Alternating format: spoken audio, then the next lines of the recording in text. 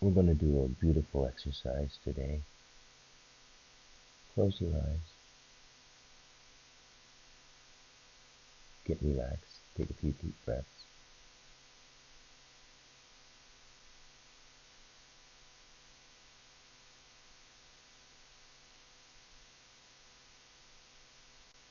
What we're going to do,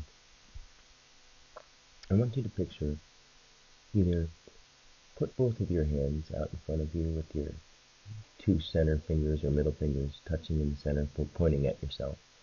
And imagine that your first name is on your left hand, your middle name is in that invisible space between, and your last name is on your right hand.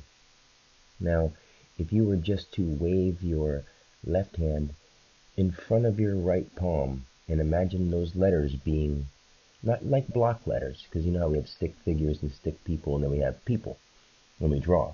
Well, think of stick letters as being not block letters, but stick letters, okay?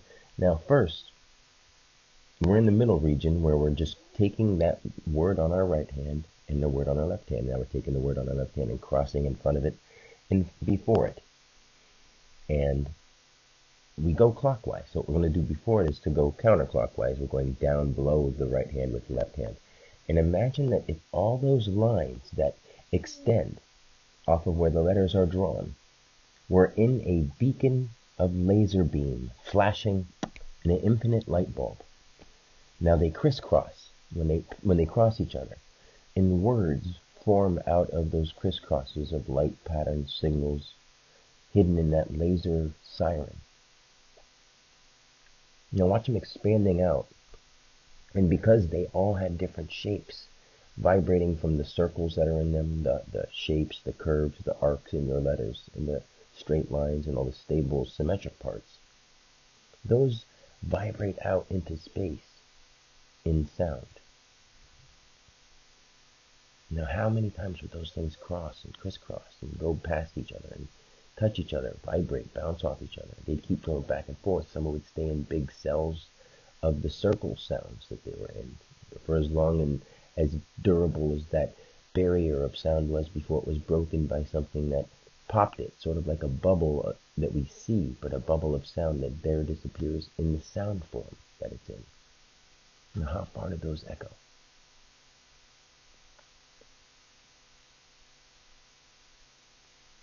Now, when you write down letters and patterns with shapes and signals and stick letters or block letters, those things don't just echo as paper. They do stay there, and they do hold form, and they do echo into their things. These echoes happen sound-wise through ground. These things happen sound-wise or vibrationally through ground or through the air. And they also, the way we purify things most is to wash them off or to burn them. When they're on paper and they're burned, that one possibility does disappear of someone reading that and tarnishing their visual memory with it.